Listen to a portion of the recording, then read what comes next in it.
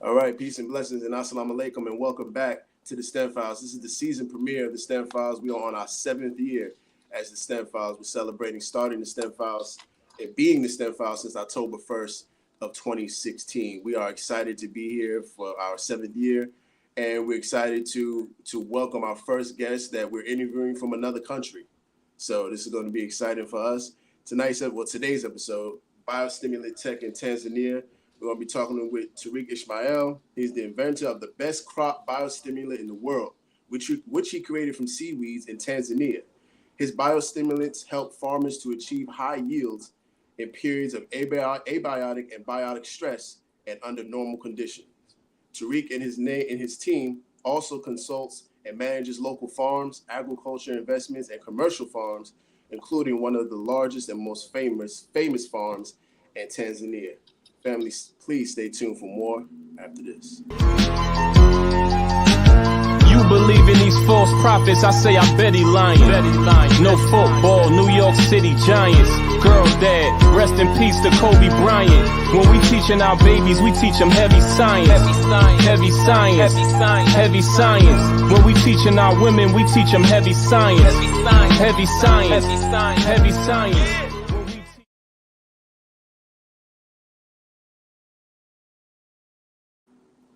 All right, family. Once again, welcome back to the STEM Files, where we serve as the voice of STEM talent and Black culture. I am Tariq Muhammad, aka Tariq Cardiac. I am a biomedical research scientist with a concentration in cardiovascular pathobiology, which is the study of how diseases form in the heart and blood vessels. We are typically joined by my right-hand best friend, one third of the STEM Files, Jabril Muhammad, aka Jabril Engineer. He's a mechanical engineer with the United States Navy, working on naval ship fluid systems, as well as the development of different types of materials, no matter the type, no matter the strength, capacity, or composition. Also, now, so this is the season premiere of the STEM Files, right? We also want to make sure that we announce that this STEM Files is no longer a duo hosting team. It's now a trio. We have another host that's joining us on the STEM Files platform, Sister Dr. Joy 2X. Dr. Joy, please tell the people who you are and welcome to the STEM Files team. Praise be to Allah. Thank you so much. Assalamu alaikum, family. I'm Sister Dr. Joy 2X. I've been studying and practicing traditional Chinese medicine for ongoing of 12 years now. I call myself the Chi mechanic, and we can understand that our own bodies innately know and desire to heal themselves. So the medicine that I practice here and assist you with is like a mechanic for your vital energy. Praise be to Allah. Well, family, once again, welcome to the STEM Files. You just heard from myself. You heard from one third of the new STEM Files team, Dr. Joy. And this is actually the third time I've had somebody on the STEM Files with my name. So I'm excited about this guest. I've known him for quite a while now. We go way back to the time we were in high school. You know, now we're both in our respective STEM fields. He's over in another country now. But I wanted to get from you, your story. Jabril and I, we're big on not talking and letting the guests, tell us who they are and what they've accomplished and how they got into their field. So without any further ado, Brother Tariq Ishmael, welcome to the STEM Files.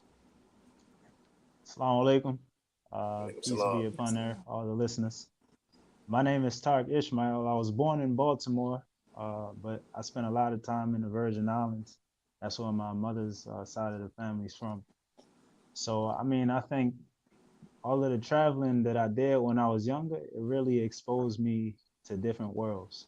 And, it exposed me to being observant of nature. So I got to this point where I am now, it's a long way from Baltimore City. But I can say I can say even in elementary school, this is the kind of stuff that I was interested in, because when it was time for the science fair to come around, I'll be doing experiments on plants. So just now, I got a much bigger laboratory. Got you. Yeah, so I graduated from Northwestern High School in Baltimore City in 2012. And then I took off a year and I went to Guyana actually for a few months to go study Arabic. And when I came back from Guyana, I enrolled in community college. and I did my 2 years of community college, and then I finally matriculated to the University of Richmond. And interestingly enough, when I got to the University of Richmond, I studied sociology. I didn't study hard science, but even then, I was still doing research in the neuroscience lab, so I was still connected to scientific things. And I did my master's degree in Sydney, Australia. I did my master's degree in international trade and commerce law. And I really started off, practicing agriculture by helping companies in Kenya and Zimbabwe trade their fruits and vegetables to the Middle East, just basically connecting, export companies in Kenya and Zimbabwe to buyers in the Middle East. And, I thought I'll be in Zimbabwe. However, uh, at that time when I was planning to go to Zimbabwe, COVID-19, that's when the COVID-19 pandemic started to hit. So I was in Tanzania at the time, and I was getting some goods from the port, and I could do as much as take my goods to the border of Zimbabwe. But at the time, Zimbabwe had one of the strictest lockdowns in the world. So while I could send my goods through, I couldn't get through. So that left me in a situation, because I was at the border of Zimbabwe and Zambia, and I didn't really know much people in Zambia. So I'm like, dang. And at the same time, Tanzania was talking about locking down its borders too. So I literally, got out of Zambia as fast as I could. And as soon as I got in Tanzania, Tanzania locked down their borders. But, I just said, if I'm going to be stranded anywhere, let me be stranded in Tanzania, because at least I know people here. In 2017, I had an internship in Tanzania, and my internship was on a organic farm in Zanzibar. So that's where I was able to meet people and develop relations in Tanzania. So when I got back to Tanzania, it was actually Ramadan. And I got back and I had to spend 14 days in isolation. So I was in a hotel room by myself. They was bringing me food, but it gave me a lot of time to really pray, so I was just really praying a lot. So when I finally got out of isolation, I took a walk on the beach, and the first thing I saw when I was walking on the beach was seaweed. Yeah. Okay. Praise be to Allah. Praise be you to Allah. isolated. So you isolated on in this particular. Well, this is before the lockdown, right? So you taking the time to kind of explore your surroundings as you're in this new country, right? And you're using the environment to kind of inspire you to create, right? Right. So actually, when I was in Zambia, I was waiting for because there was a lot of confusion going on around that time, just with the movement of people and goods. So my goods really took a longer time to transit than they normally would. So I was in Zambia for about a month, and at that time I was visiting farmers, and I got some sunflower seeds when I was there in Zambia, and I came back with about 5 kilos of sunflower seeds, about 12 pounds of sunflower seeds. And I had those seeds. I saw the seaweed, and I just basically started experimenting from there. And I knew what the seaweed was because it was a particular species of sargassum, and in the Virgin Islands, they got a big sargassum problem with the sargassum washing up on shore and causing a big mess. So I started to take that seaweed because I saw it in Tanzania, and I started to experiment with it, basically making a seaweed liquid extract from it. And when I applied it to the seed, I saw that it made the seed germinate much quicker. At that time, it was a very crude extract, but it was enough to make me say, wow, there's something about this seaweed. And I just kept on working at it, working at it, working at it. So at that time, it's something like 20 milliliters per liter of water. So the usage rate was quite high, although it worked, the usage rate was still quite high. And I kept on, coincidentally or luckily, or I would say by the grace of Allah, better yet, somebody who was working in the government of Tanzania, they actually caught wind of what I was doing. I was like, what he got going on here is very important. So he told his staff, hire this guy right now and put him on a visa. Go ahead. Praise be to Allah. Yes, sir. Yeah. What I'm talking about. Okay. Got you. So I was here as an advisor and also consultant, also a teacher. I was teaching people the different uses of seaweed and how it can be used in agriculture and even for human health. So Yes. this, Yes. Okay. All right. So Dr. Joy, I see you chomping at the bit to kind of start it off. So let's go. So I got a whole bunch of questions in my head just from Yes. the government aspect alone. But Dr. Joy, go ahead and start it off. Oh my gosh. Well, thank you. Assalamu alaikum again, Brother Tariq, for coming on here. And I know that it's later in the afternoon for you, where you are. So that's why we're having this at such an early time today. But I have studied traditional Chinese medicine for the past 12 years, and we actually use, comparatively, we use sargassum. It's called Haitzao in Chinese medicine. And so this is something that's very interesting to me because Brother Tariq Muhammad and I, we were talking about before you came on the program. What was this? Were I we differentiate. right? Were we talking about the biostimulation of the quote nervous system of the plant or the soil system itself, which to me is important because as an acupuncturist, we think more in terms of like the nervous system or the fascial tissue. And so when I'm thinking about just my own farming and growing and things like that, that's where my mind is coming from. So Heitzau, if I could just read just a little bit from my notes here, it's seaweed sargassum. It's found in herbs that transform phlegm and stop coughing. We go by taste, flavor, nature, and temperature of any individual herb. So this is bitter, salty, it's cold, and the channels that it has an affinity for are the kidneys, liver, the lungs, and the stomach.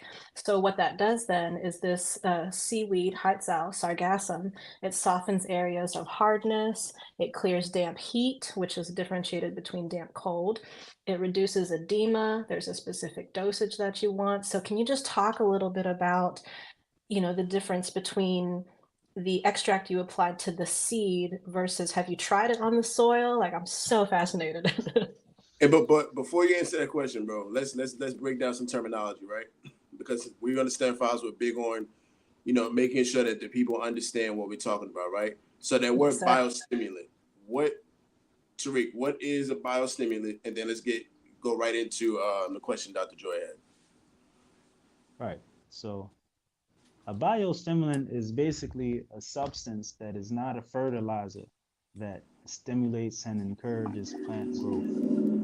And usually the biggest benefit of biostimulants are seen when plants are in periods of abiotic and biotic stress. For example, tomato plants may have a problem setting fruits after the temperature gets above 90 degrees Fahrenheit. The flowers might start to fall off and the fruits might start to fall off because now is a period of stress for that particular plant, which is tomato. But applying biostimulants, you'll see much greater fruit sets. You'll see the tomato plant being productive, even though the temperature is high.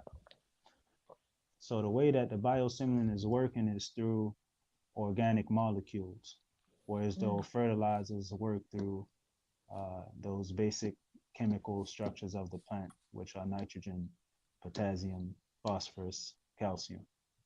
The biostimulant, on the other hand, is working through organic molecules such as phytohormones, amino acids, carbohydrates, and vitamins.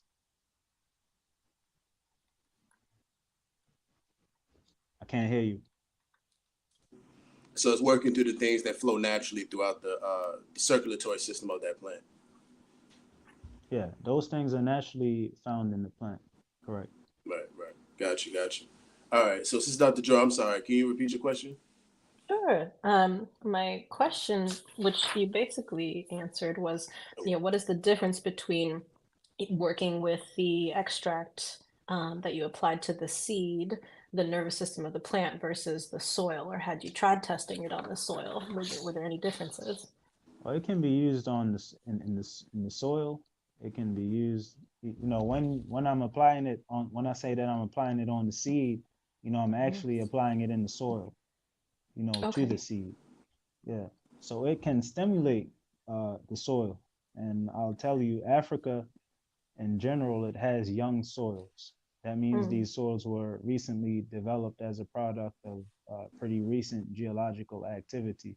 You still have some uh, geologically active sites in Africa. A lot of them are in Africa, and that's why you see so much minerals in Africa, lithium, gold, blah, blah, blah, because of the massive amount of geological activity. So that being said, there's not a lot of carbon in the soil. There's not a lot of living uh, organisms in the soil like you would see in the Amazon rainforest. That's a product of much older geological activity. But when you That makes apply this sense. biostimulant in the soil, you'll start to see more organisms in the soil, and specifically, you'll start to see a lot more worms. So when you see worms, that's a big sign that there's a high amount of biological activity in the soil. Wow. That's absolutely amazing. And I was also wondering too, just from reading the little note that I had about the channels that our Heitzau or sargassum are involved with. Um, can you talk a little bit about how you were hoping to apply this to you were talking about the human body, like how it's Right. So right now, I sell a product you all know it as sea moss, but if hmm you look at sea moss, it's a seaweed. Uh, hmm and specifically, it's a red seaweed, and it contains certain organic molecules inside, such as right. abscisic acids, such as oxalates. And these things regulate uh, the way that our bodies work in a similar way to the way that they regulate the way that plants work. Right. And I would say maybe 100 or 200 years ago, agriculture was a lot more organic. So we had a lot more things like oxins and abscisic acids in our food than we do now when agriculture is a lot more chemicalized. So a lot of those organic molecules really died out in our food system. But what you find is that those organic molecules that I mentioned in the stomach, they play a role, for example, in insulin and sugar regulation. hmm So at the same time that people eating these chemicalized foods and they not getting those organic molecules that they need, you see diabetes and these different Exactly. things going up. Gotcha, gotcha. Crazy to allow, yes, sir. Okay, cool, cool. Now we're talking about biostimulants, we're talking about biotech and whatnot, and a lot of the lay persons or the persons that may not quite understand the difference between the two may think of this as turning a crop into a GMO. So can you Yeah. kind So of bust up the myth, not the myth, but can you bust up the misunderstanding between the two? Because you know because of how we've been conditioned, people look at biotech as some type of enemy or something that is killing us in a sense. But it's really yeah. the people that are controlling whatever area of agriculture that particular product is in. They're the ones that's causing the issues, not the actual science itself. So can you Right. talk about the difference between what you're doing in GMOs and how it's not how it does not turn that plant into a GMO? Yeah, so genetically modified organisms, plants, for instance, uh, typically what people are thinking is when they take a gene from a frog and then insert it in corn or something like that. So that's not what I'm doing. I'm taking molecules that are naturally present in seaweeds. I'm extracting them. I'm putting it in liquid form, and I'm applying it to the plant. And the simple thing behind this is that seaweeds are plants that grow in the ocean. Right. The ocean is a very saline, salty environment with a high pH. That means that Yes. environment is very difficult for living organisms. That means there's something about this plant, which is growing in the ocean, some properties in this plant that allows it to live. So if I can get those properties out of this plant and apply it to land plants, then I can help that plant to become much more productive, even if the environment is not so good. Right. Right. And when I Praise be to and Allah. when I say biotechnology, um, don't be afraid, because what I mean is that The technology that I'm producing is of biology. It's of carbon. It's Here we go. carbon based. Yeah. Right, right. So Okay, I'm not got you. trying to. I'm not trying to put any frog genes in corn or nothing like Right, that. No got Kermits. right. Yeah. I'm glad you said that too. It's just technology from biology. That's the best way to put, or the best way to explain, what biotechnology is to the layperson, or what true biotechnology is. Because if the enemy can use biotechnology to label something that's representing death or representing harm to someone, then it's not really biotech. Because Yeah, the word bio means life. If it's not exactly. giving life or producing life, it's nothing bio about it. So we Exactly. appreciate that. It's Unless poison. of course it's bio warfare, then the warfare against living organisms. But go ahead, yes sir. Yeah. Yes, sir. I have a question for you, brother. Have you experimented with putting this extract on GMO seeds versus heirloom seeds, and what happens? Well, you see, I'm in Mm, Tanzania, and Tanzania up to now has banned genetically modified seeds. Okay. So, even if they were here, I don't have any interest in genetically modified seeds. right, right. Yeah. That's good. Well, the reason I was asking that was because if you are experimenting with, where the seaweed comes from with the high pH and understanding that there are properties that allow it to live in the ocean, then maybe there is some sort of course correction for GMO seeds if that was to be applied. I don't know. I'm just thinking with my imagination at Mm. this point. Well, for GMO, the genetic nature of it is already altered. Hmm. So for natural heirloom plants that I'm applying the biostimulant to, the genetic nature of it is, as it developed in nature, as it developed naturally. So the biostimulant is just bringing certain properties out of that genetic nature to help it to be more resilient in the environment. For Yes, sir. example, Thank you. the carbohydrates in the biostimulant can trigger certain transcriptional response that would make the plant more resistant to certain diseases. Mm. Yeah. So Gotcha, the gotcha. transcriptional response, was naturally in the plant, but because I was able to get the organic molecule from the seaweed and now apply it to the plant, it now turns on that thing that was already inside of the plant. Okay, Yes, sir. gotcha. Thank you, So Tula. we got a question from the audience. This is from Capitol Hill Asset Management. What do you believe the long term effect of the biostimulants has on our crops in a world that is shifting towards quantity over quality? Have you come across crops that, and he meant to say don't, have you come across crops that don't respond to the stimulant? Well, I haven't come across any crops that doesn't respond to the biostimulant. Uh, and this biostimulant is unique in the world of biostimulants in that it's the only biostimulant in the world that contains every algae carbohydrate and every phytohormone. Therefore, it's impossible that you can apply this to a plant and not see a response. Everything that I've Mm. tried it on up to now, I've seen a response. Now, in So the world of, basically, mhm. So well,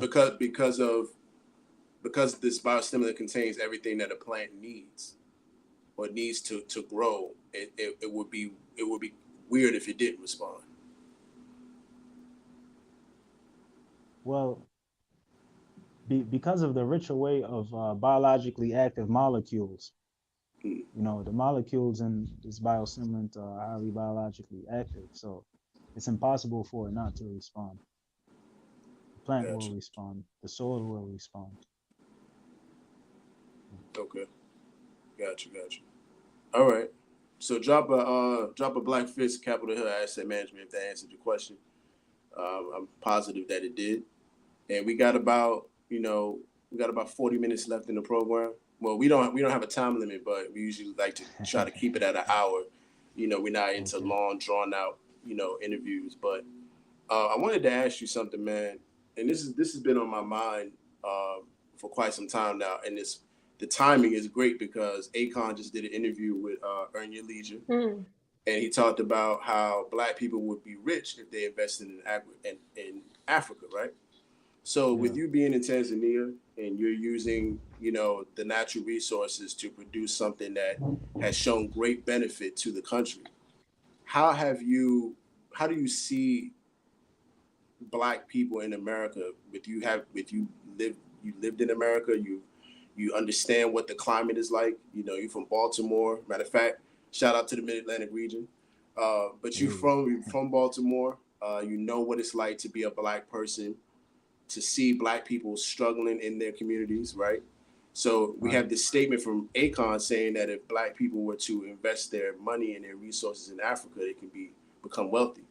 So from your standpoint, someone who's produced a product in Africa, who's using Africa's natural resources to one day become wealthy, because it is definitely in your plans, in your future. How does this statement resonate with you? So I definitely think that African Americans can become wealthy by investing in Africa because, for one, I think if you just look at the GDP of African Americans alone, I think if you were to classify African Americans as a country, we would have like the seventh highest GDP in the world or something like that. I'm not sure exactly, but I heard something like that before. That's huge. That's a huge Mm-hmm. amount of money. Although we think we poor in America, you take $10,000 there and you bring it here and you invest in agriculture, you can Right. make a flip. Right, fortune. Yeah, but the thing is, we have to come here with a sane mentality. We got to be sane when we entering into this thing because most of the African Americans that I've seen who came to Tanzania came here to buy minerals or invest in some type of mining, and they don't know this first thing about it. They just think it's a way to make quick money. It's not a way. Investing is not a way to make quick money. You got to be sane. You got to be patient. You got to be rational about the way you're going about things too. And then another thing is, uh, many of us we come in as individuals. We don't come in as a team. Mm-hmm. Right. Yeah, and you got to remember that Jacob, the father of Joseph, told the sons when they was going into Egypt, y'all go together, y'all enter in through different doors, though. You know, so it's very subtle, but we still have to be together. Mm-hmm. Uh, yeah. Yeah, and that's a very important piece. The Honorable Minister Louis Farrakhan uh, teaches us, you know, even in the study guides, in the study guides, that we can't expect any type of and I'm paraphrasing because I can't get the words exactly, but we can't expect any type of success, in any industry really, if we fail to work on ourselves. Mm, What difference would it make to have all these different industry and investment opportunities and doing these different things that will grow a community if we ourselves are falling apart? It would Come on. The industry would only reflect what we're going through. Right. yeah. So no vertical growth is horizontal growth is nothing without vertical growth. Mm. So we Right. have to understand that self self development is the basis for community development. That's right. It's Yeah. the basis Definitely. for it. And also to highlight what you're saying about the team, right? How can I do this? How can I do that? Even if you have a team where you know, it's like four of you, right? But if you went and got somebody else that has a sufficient knowledge of something that has a lot to do with what you're going after, and you neglect to recruit them because of however you feel about them or whatever, it gets in the way of the development. Yeah. You Very know, true. Very true. insane, So man. I mean, uh, we Absolutely.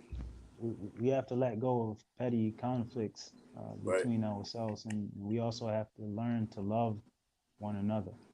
Right. Because you see every other race of people talk about the Chinese here, and Mm-hmm. everybody is in Africa. The Chinese, the Right. Indians, the Turkish, other Mm-hmm. Africans as well getting money here.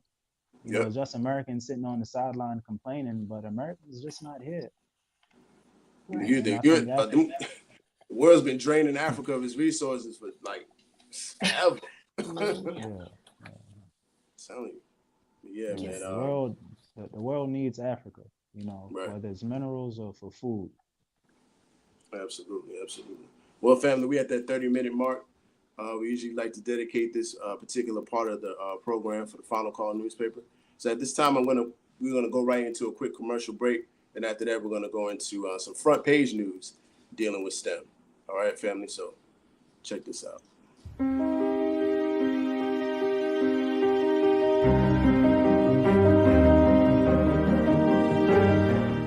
Now you can get the same uncompromising truth you've come to expect from the Final Call newspaper on all your connected devices.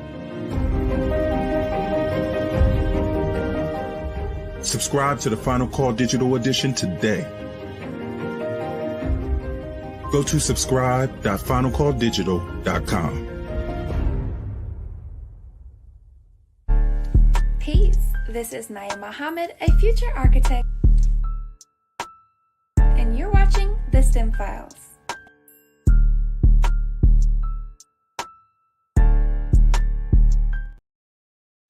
All right, family. That was the Final Call newspaper, and Dr. Joy 2X. If you could please, fill in for Jabril and tell us what this week's edition of the Final Call newspaper is all about. Oh my goodness, yes, sir. Praise me to a lot. I almost want to run and get my copy, but this week we are celebrating the birth anniversary of the Most Honorable Elijah Muhammad. All praises due to Allah. So hopefully everybody can pick up a copy from your local FOI. And yes, sir. Absolutely. And on the front page of the Final Call newspaper, there's no limit. There's no Black leader who has been positively affected by the Most Honorable Elijah Muhammad's message, mission, and work. The foundation laid by the eternal leader of the Nation of Islam is wide-ranging, is reaching new generations of people, and is needed now more than ever. So, family, if you're interested in getting the Final Call newspaper, like Sister Dr. Joy said, contact your local FOI. If you're in the Richmond, Virginia area, come see me. If you're in the Philadelphia, Pennsylvania area, come see me. And if you are in the Greensboro, North Carolina area, please definitely see Dr. Joy. She can direct. If she has the Final Call newspaper, great. And she'll also direct you to the FOI in her city who are always soldiering with the Final Call newspaper on a weekly basis. Top soldiers, yes, sir. Top soldiers, absolutely, absolutely. Well, family, let's get back into it. We're talking about. Before we do that, we got some front page news. So I was talking to my mother the other day, and I was saying how we have you had the writer's strike, the actor's strike, and then you had the automotive strike. And I told her, I was like, watch there be a healthcare strike. 2 weeks later, here we are, and Kaiser Permanente not Kaiser Permanente itself, but the workers and the people that work for them, doctors, nurses, techs, administrators, what have you, are now on strike. 70, I think it was about, 75,000 Kaiser Permanente workers began walking off the job on Wednesday. The striking employees who work across California, Colorado, Washington, and Oregon are represented by a coalition of unions that comprise 40% of Kaiser Permanente staff. Nearly 200 workers from Kaiser facilities in Virginia and Washington, D.C. joined the picket lines for a single day on Wednesday as well. The work stoppage is set to end early Saturday morning, but the coalition said it is planning a longer strike in November if a new employment contract is not negotiated by then. Family, what are your thoughts on that? Let me get y'all thoughts on that. It comes as no surprise to me, really.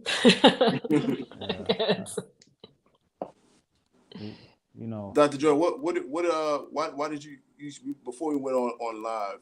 Before we went live, you talked about why it was no surprise to you. Why is it no surprise to you? This is coming after,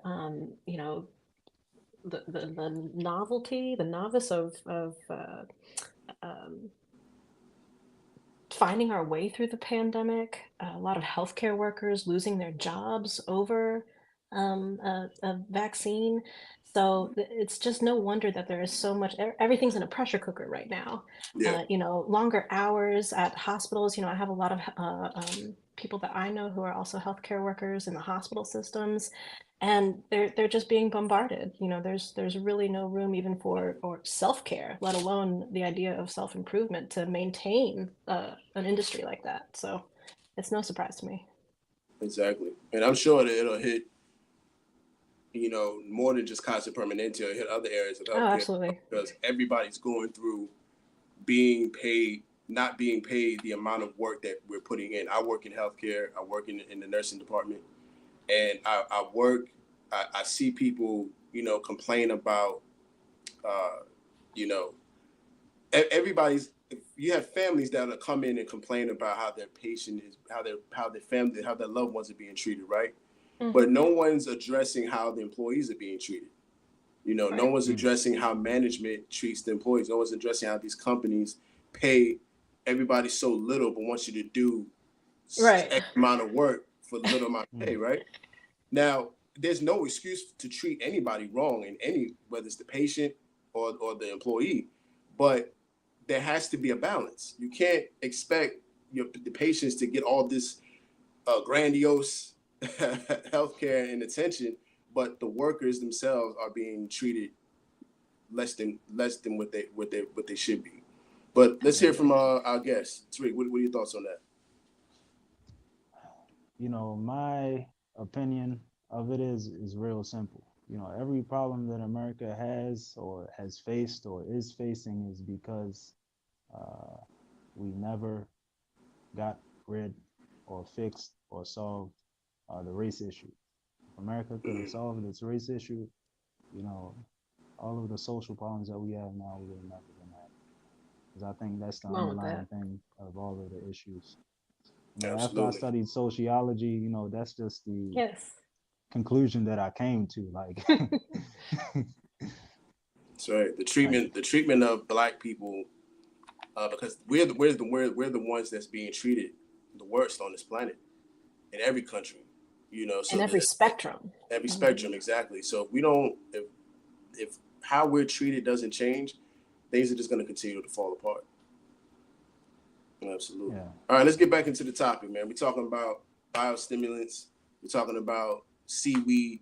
So, you talked about walking on the beach, seeing seaweed, and you being inspired to work with that, right? But, take us through that journey of working with seaweed. Like, you take us through the journey of taking it, and making that liquid solution, and then applying it to the plants. Take us through that scientific, hypothesis of the idea that you had in your mind for the seaweed. Yeah, so I was studying the soils and the geology of Africa, so I know that it was lacking, most of the soils were lacking in organic matter. So I was just thinking, like, if I can take this organic matter and apply it here, it should have some good effect.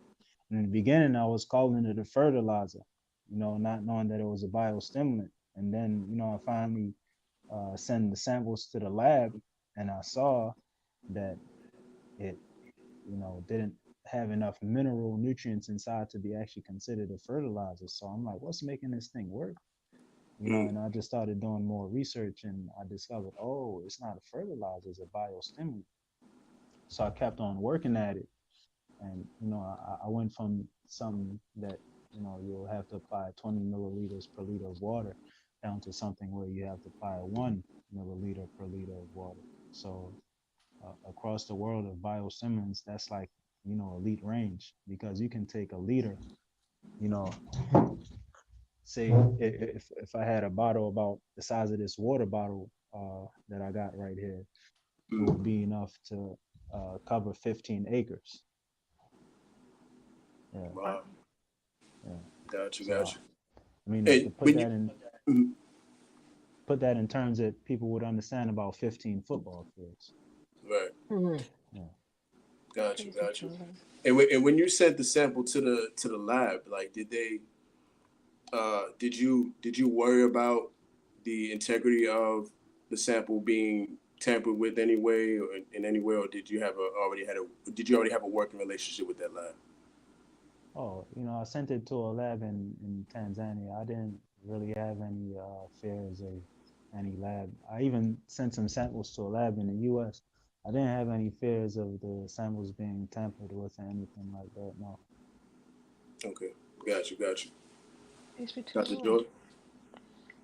I think you answered this question, but I just want to be sure because this isn't my necessary science. But fertilizers are to nutrients. So if I'm wanting to grow an organic heirloom tomato, Hmm. then with your biostimulant product, in a sense, there will be more vitamins and proteins, or will it remain the same and it's just growing faster? So it can definitely change the nutritional compound of whatever you're growing and biofortify it, meaning increase the protein level or the vitamin level. Okay. However, plants are made up of three major compounds. That's nitrogen, Hmm. phosphorus, and potassium. Then after that, you have some other minor elements like calcium, magnesium, boron, etc. And plants need those things as it's a part of the molecular and cellular structure of the plant. So each plant, depending on what it is, needs a certain amount of those nutrients.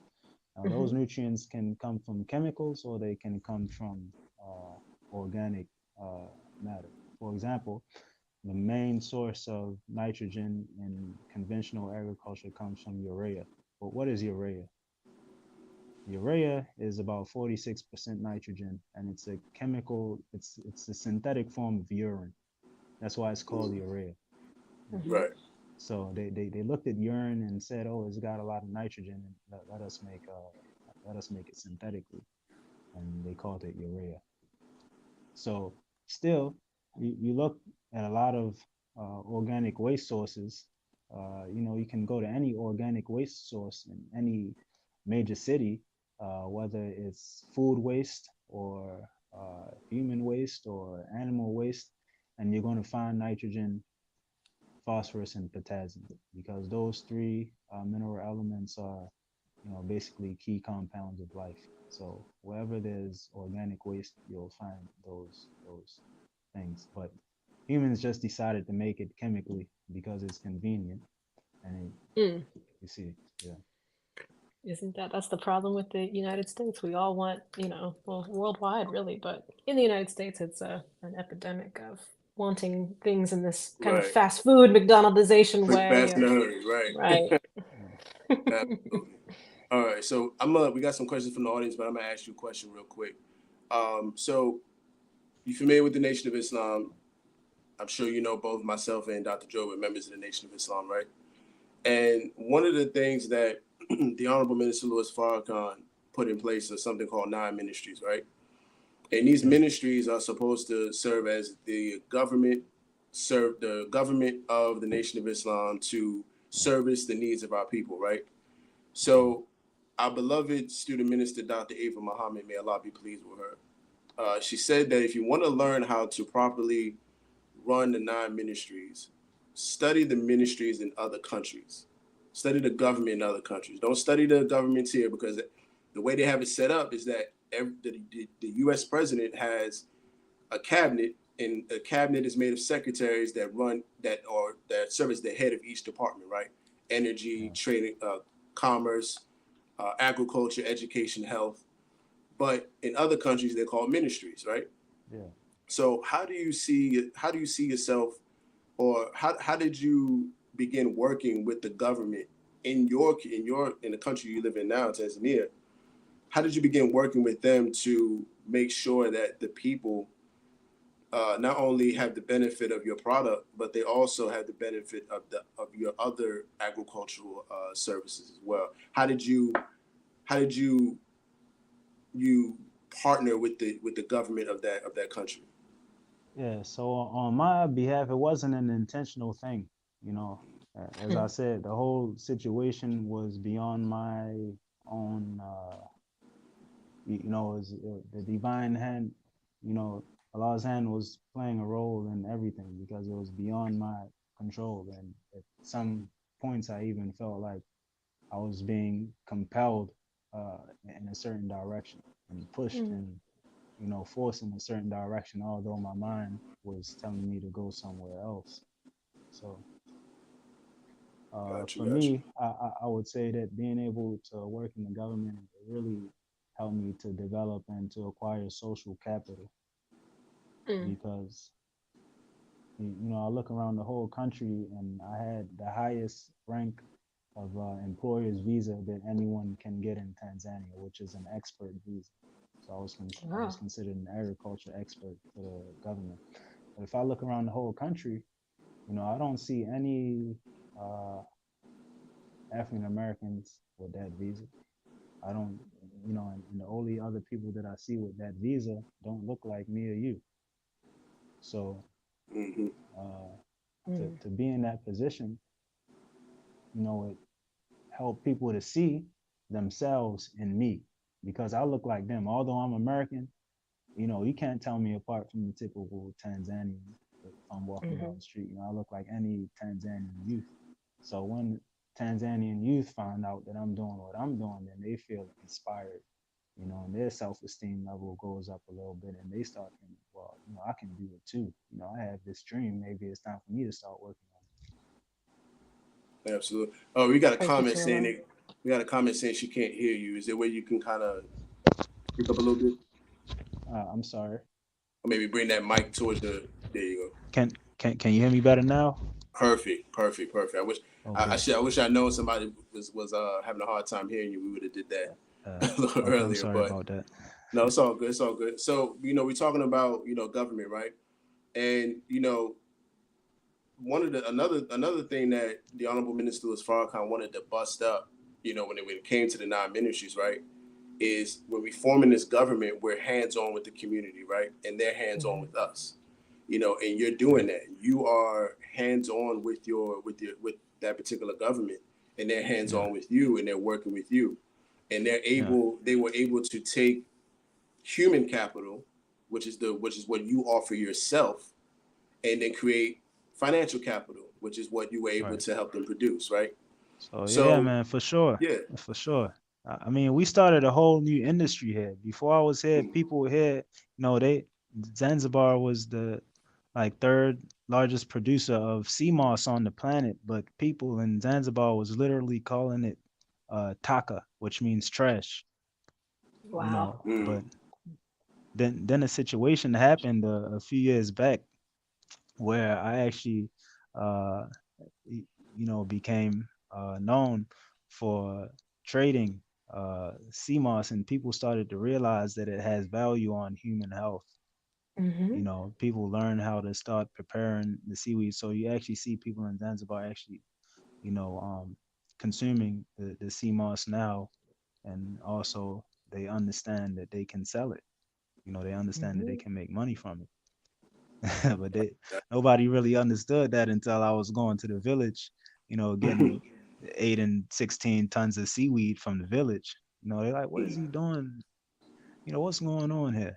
Then they're like, Right, right. oh, you can eat this. Oh, you can make money from this. Yes. Yeah.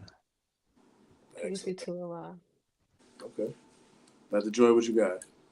That's amazing, sir. I really admire your work, especially with seaweed. I myself have been a user of sea moss. I recommend it to all of my patients and people who come see me at the farmers markets. I sell uh, raw sea moss popsicles I've been making over the summer. Kids really love them. Yeah. And just introducing the community to the health benefits of sea moss. You don't need a whole lot for it to go a long way for your body. Yeah. So it's Yeah. excellent work that you're doing, sir. Yeah.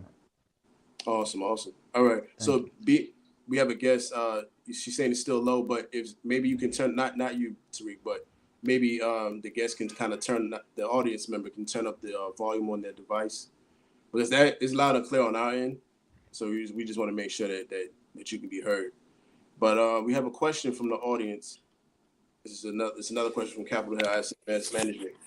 Do you have plans to patent this biostimulant? Can you explain why the world needs the stimulant and the impact it has on the future of agriculture? I think you already answered part two of that question, but the patent part, can you go into Yes. that aspect? So I do have a patent pending on the biostimulant in the United States. So I am progressing through the patent system, and, and Absolutely. and next I'll have the international patent, Praise be and to then I'll Allah. start to have specific countries patents. Now the world needs this biostimulant because the environment, the climate. I'm sure you heard about climate change is always changing. Something crazy is always going on, some heat wave or drought.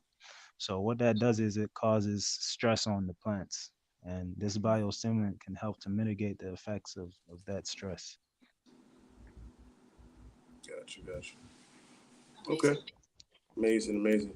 All right, so we're gonna go right into something a little bit different. We're gonna talk about some of the pictures I've seen on your social media, man. Brother is doing amazing work with a lot of the heavy hitters and the movers and shakers in Tanzania. And it's let me backtrack. Am I pronouncing the country name right? Is it Tanzania or Tanzania? It's like Which you is say proper? to it's like you say tomato, I say tomato. I say Okay, Tanzania, but you know. so either one to do. Yeah. Got you. All right, cool. So we talked about the science of the biostimulant. We talked about how it plans to affect agriculture as an industry.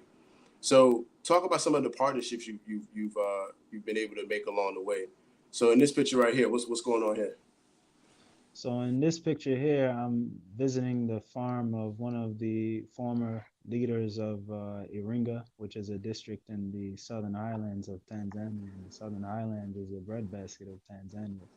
And also pictured with me are young farmers and another young businessman who owns a few agriculture input supply stores in that region. That's the man next to me. His name is Mr. Ronald. So he was taking me about to his clients, some of his clients, and we were introducing the biostimulant to them. And through his outlets, his retail outlets for agriculture inputs is one of the outlets that we plan to distribute our products through. Therefore, we were just on the phone building relationship with farmers, trying to provide a demonstration for them so they can see how the product works, and then also they can tell other farmers about it from there. Okay, got you. And in this particular picture right here, right? So what's going on in that one?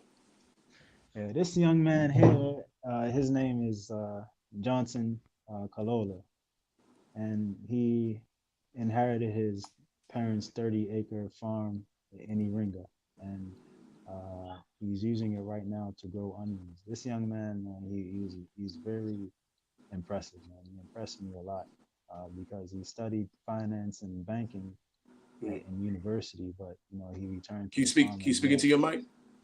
Yeah. I said this young man here, he impressed me a lot because he studied finance and banking at the university, but he returned to his parents' farm and now he's running it with a business mindset.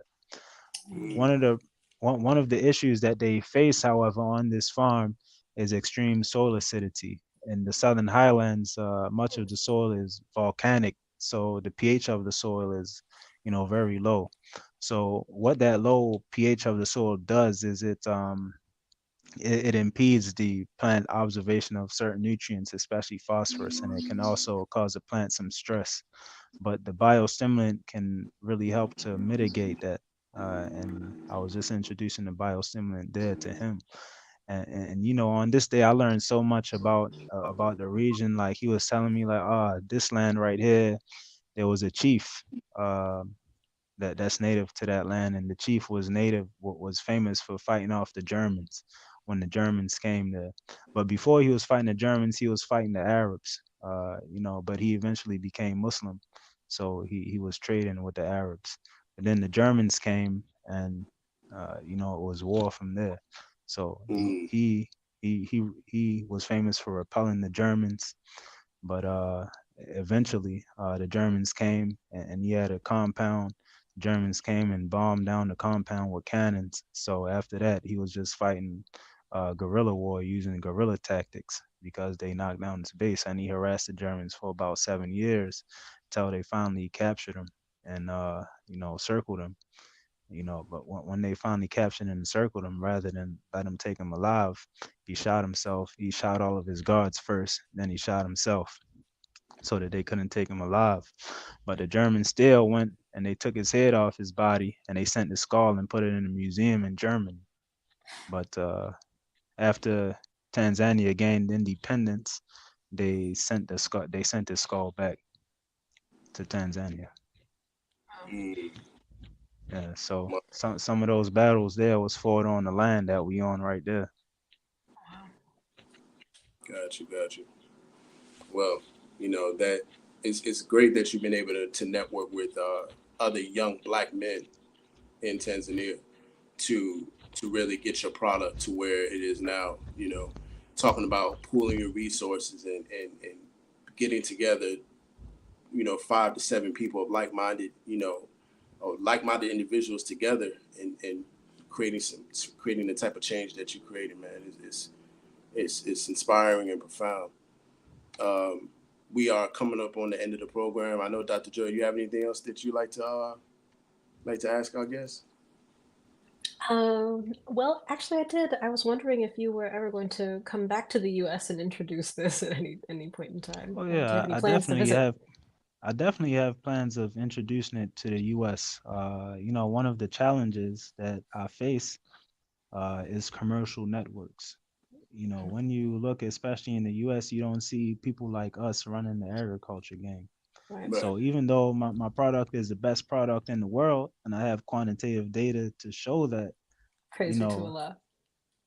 it's difficult for me to break away in the market because to find someone who looks like me, or to even find somebody that's not shocked, because it's an amazing thing to a lot of people, like how can such a product so good come out of Tanzania, and who's Mm, making this product? Some young mm, African. So people gotta get over that mental shock first. right. But I mean, we got math to show what it is. We're Exactly. not Come just on. talking. We Yes, got sir. math. We got That's numbers. exact science. Yeah. Right. Bad. So this is a question from the audience. It's a Shaq. Any internships planned with universities may be part of a study abroad. So I'm assuming he's Hey. asking if anyone from the United States can come over and study under you as part of a study abroad program. Yeah, I mean, for sure. I don't see why not. Uh, that's how I first came to Tanzania, basically as a part of an internship. So I don't have any problem with hosting anybody else who wants to come over here and learn the way to do things, because I believe this is the way that we learn and develop a good team here, you know. So I'm Absolutely. definitely open to hosting anyone who wants to come over here and do an internship or study abroad. Definitely hit me up for advice, or see how we can collaborate and get things done. For sure. And I already got a few people in my mind right now that could benefit from coming to Africa to learn from you, as well as bringing you here to the States to do some speaking engagements, to do some partnerships here in the States with your product. There's a lot that can be done, man. And for Yeah. those who are wondering, what kind of patent our brother would be applying for, he more than likely be applying for a chemical patent. All right, because they're It's a different types. utility. It's a So yours is utility utility. patent. Yeah, So yours utility. would be utility. Okay, got Yeah. you. So right, because chemical is for pharmaceuticals and drug Yeah. nature products. So okay, yours would be utility.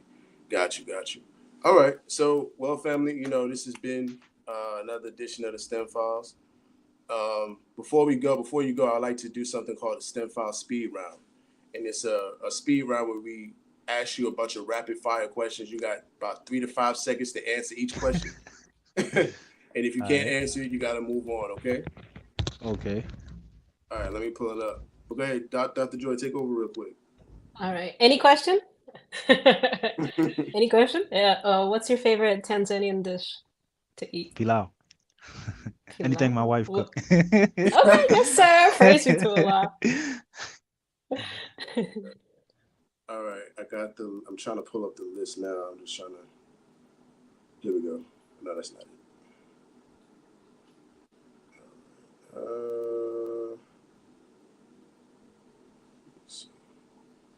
Here we go. All right. What's the first thing you do when you wake up in the morning? Pray. Okay. Hot or cold? Cold. Cold? Really? You said I got 3 to 5 seconds, man. I ain't get time to think. Walking or jogging? Jogging. Okay. Professional work or volunteer work? Professional. Oh, that's interesting. A lot of people say volunteer. Okay. Gotcha. I'm not surprised. You know, bro's on it. Favorite pair of shoes of all time? Max Air. I'm getting ready to say, you from Baltimore, bro. Don't. There you go. Nah. Not the New Balances, man. I like Air Max. Right. Yeah. Yes, sir. All right. Android or iPhone? Ooh. Android. I could tell. You got 2 iPhone users on here going, all right. The way you was messaging me, bro. All right. Favorite thing to cook? Ooh, curry chicken. Okay. Yes. That sounds like something I might eat tonight. Favorite song of all time? Michael Jackson, You Rock My World. Okay. Hey. You got good taste, man. We gotta get up in person, man. Youth engagement or raising money for a nonprofit? Youth engagement. Okay. The worst job you've ever had? I was a clerk at a grocery store. Okay. Got you. If you were stuck on an island for a year and you could only listen to 3 albums, what would they be? Michael Jackson, Invincible. Love that album. Migos, Culture 3. Okay. And let me see. Bob Marley, Legend.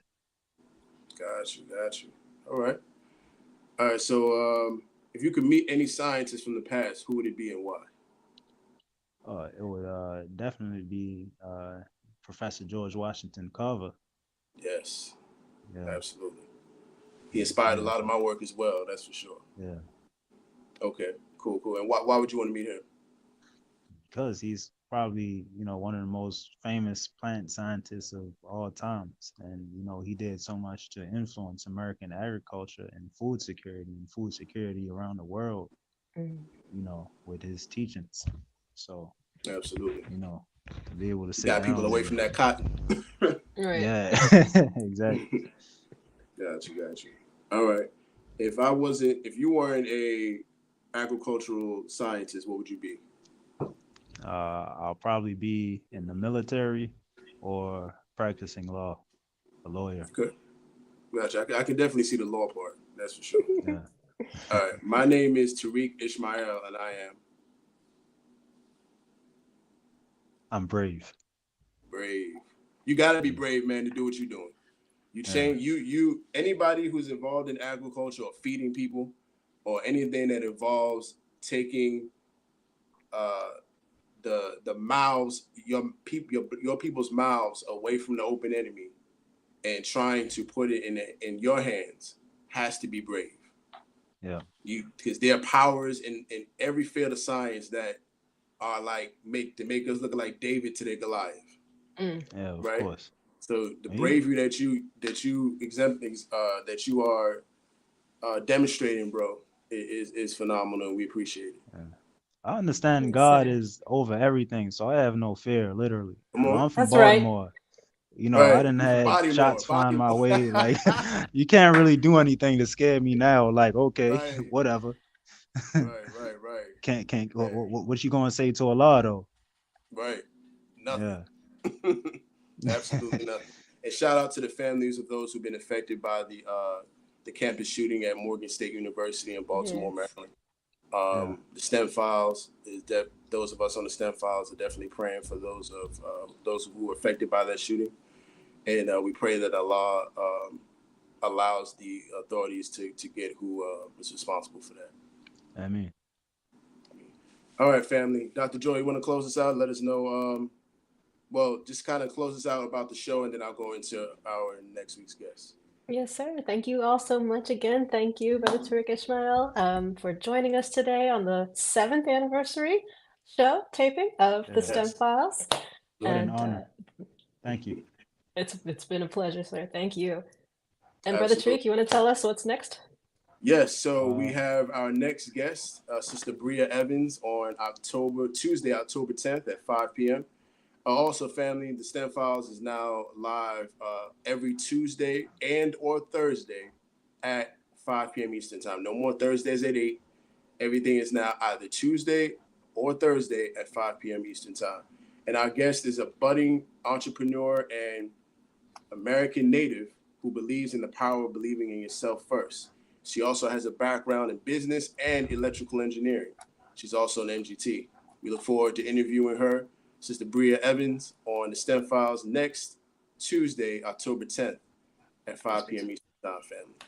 So once again, this is Tariq Tariq Ishmael, Dr. Joy 2X. This has been the STEM Files, where we serve as the voice of STEM talent and Black culture. Oh, real quick, how can the audience contact you, bro? What's the best email for you? Yeah, so the best email for me is ishmaeltariq@gmail.com. And okay, so you got it right there. ishmailtariq@gmail.com. You can also find me on LinkedIn, Tariq Ishmael, TARIQ ISHMAIL. Got you. Those are the two best ways. And your company, your agricultural company, how can people learn more about that? Well, my company website is www.firdosbiotech.com. And you can find us online at that website. You can also find us on Instagram at Firdos Biotech, and you can also find us on Twitter at Firdos Biotech. Got you. And family, for those of you who are watching, you can get to the link to his website immediately, right now, as soon as we hop off, or if you want to do it right now before we hop off. Right there in the description on YouTube, or if you're watching on Facebook, it's in the caption. It's that first link you see where it says Tariq's Agricultural Company.